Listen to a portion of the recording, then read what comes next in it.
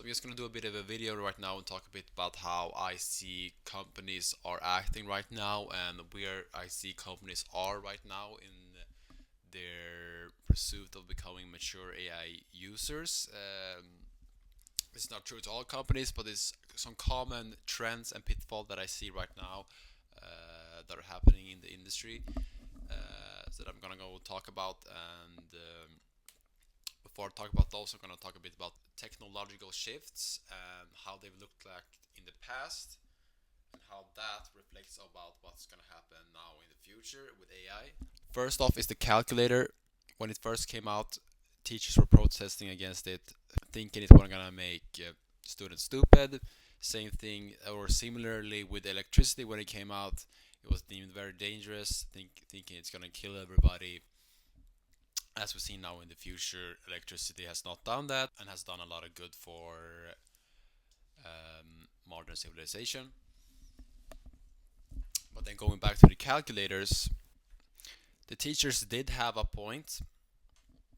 The effect that calculators did have, and what we can see that this technology had for an effect on people, is it kind of split people in two, where we had one half who became dumber because of the calculators, because they used them in a way where they used the calculator as an excuse to turn off their brain. For example, if they would have a simple problem such as like 4 times 7 or something, they would just use that calculator instead of just trying to use their brain, which then over time decreased their math skills and their ability to use their brain for thinking through problems with their brain.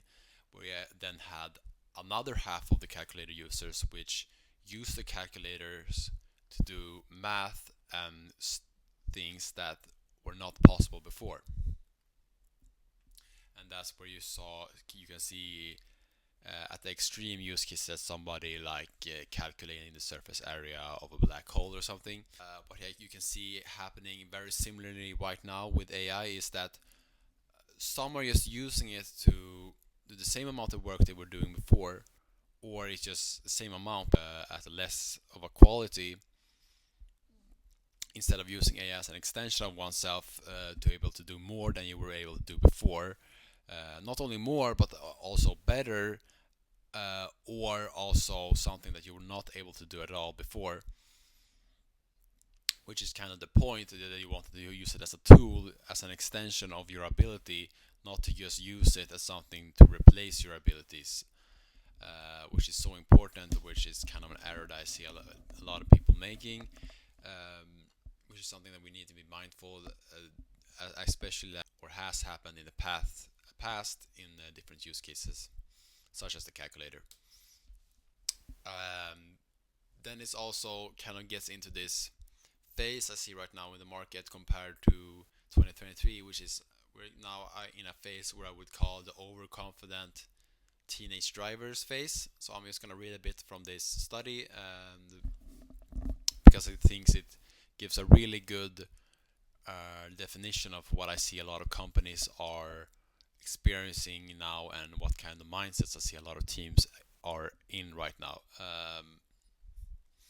So teenage drivers are 8 times more likely to be involved in a collision or near miss during the first 3 months after getting a driver's license, compared to the previous 3 months on a learner's permit, suggests a study led by the National Institute of Health. In 2023, people were more humble and more eager to learn and just get the hang of AI and just trying to improve, and not very arrogant in their usage. But now in the later half of 2024, we see a lot of people getting their first use cases and start getting a bit more advanced stuff done in their companies, where you can see kind of this overconfidence in their ability with AI. Not necessarily from a sense that they're doing a lot more and you can see incredible value being created, but just we have this thing that we were not able to do 1 year ago, and because of that, we've become AI experts now all of a sudden, that we don't have to improve or look for other use cases or areas, or maybe reevaluate how actually valuable this use case is that we have implemented into our company. And some of those are GPTs is one good example. One time I went on a webinar where supposedly an expert was supposed to be there in when it comes to AI and automation in sales. Turned out he was not really that much of an expert. He has just created a GPT, and in a lot of people's minds, that's like an incredible use case and an incredible thing at GPT. But yes, there are some good use cases for GPTs, and they can be valuable. But in a lot of cases, such as that webinar that I went to, it was not a very usable use case. Not really worth it, and it was very overhyped. In the sense that it looks kind of a bit fancier than just using normal ChatGPT, but in the reality, a lot of these use cases, not just with the GPTs, but also with the chatbots, it just seems like they're doing a lot of good things just because it's AI, but in reality, that user interface is not really ideal at all for that use case, and they should really reevaluate how actually it's being implemented and what the user experience is. And then there also is another thing that I noticed is advanced AI software or AI systems that a lot of companies getting themselves into. Um, and the common pitfall here is that these systems are too advanced for them to understand, and they don't know how to use it, but they have bought this system or this thing that's supposed to automate something, but they can't even use it. They just look at it and talk about how they have this advanced thing, but it doesn't do anything because nobody really knows how to use it, and it's not very intuitive for them to actually implement, or nobody in that culture of that specific company uh, are interested in actually tackling that AI tool, which leads to a lot of waste that I see in money, and yes, this kind of notion that yes, if we have something advanced, it does something cool. It could do something cool, but just because it's advanced, not that it's making you money. Because a lot of cases I see when people are getting into more and just trying to get the most advanced AI thing that they can they can afford with their budget, but it doesn't do anything. They just think the more advanced it was gonna be, the better it was gonna, the better or the more it was gonna provide for the company. When in reality, that's not usually how it looks like. Which is kind of why I have this slide, which I think represents this problem very well, and it's a very common pitfall that I see in modern business. Is a very common pitfall in modern business. I thinking that technology equals money, and more advanced technology uh, equals more profit or more success. And yes, on a macroeconomics level, technological advancement leads to higher GDP, but that does not simply mean just because two use cases, one is more technologically advanced, it's better, it's going to make you more money, because that's not the main point. So, and especially for AI, it's not the main point that it is AI. It doesn't matter that it's AI. What matters is the value that it can provide. It can provide a lot of value, and it's a means to be able to provide value, but it's not about the means, it's about the value that it can provide. So value first, and value innovation first before technological innovation when it comes to implementing AI into your company and trying to pinpoint use cases. Which I also have this example that I'm gonna show you, which is the Segway versus the e-scooter. They both have the same problem that they want to solve, but the Segway goes tech first instead of value or solving the problem first. So the Segway is very expensive due to its tech. It's too big for sidewalks. It's too slow for normal roads. It's too big or clunky for public transport, for putting into cars.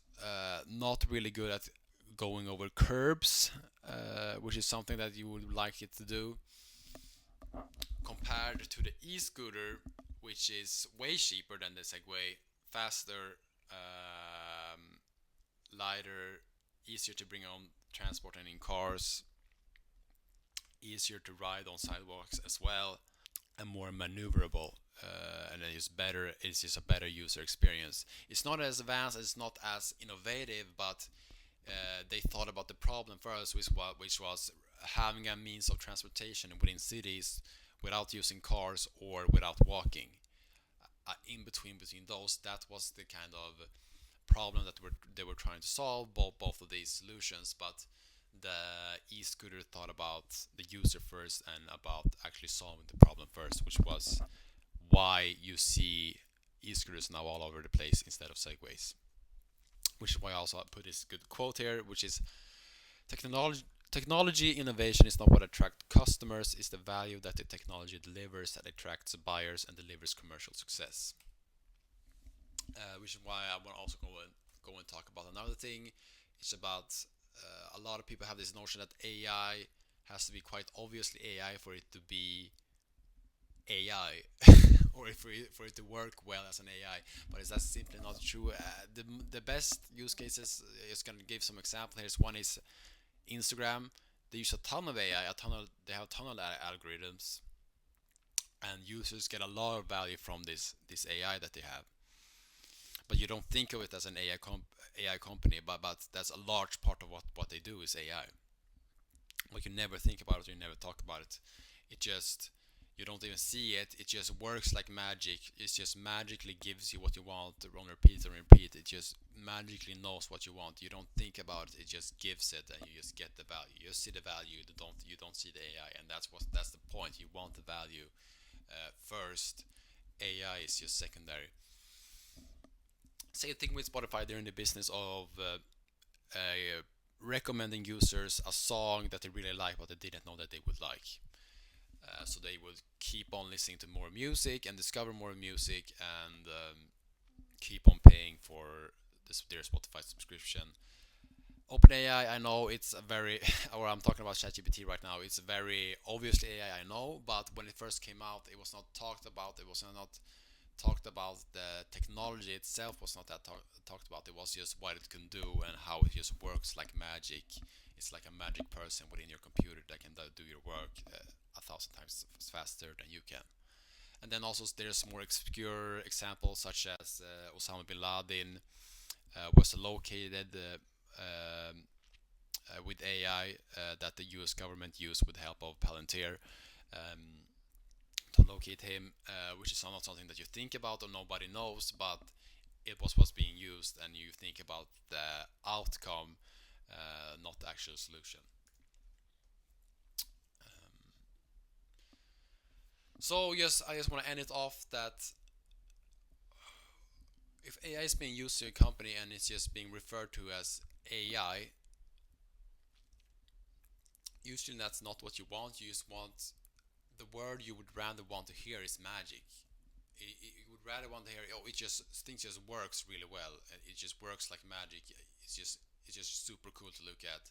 You don't really think or talk about it as AI just so you can show off on your um, company's LinkedIn or on your annual report that you're using AI.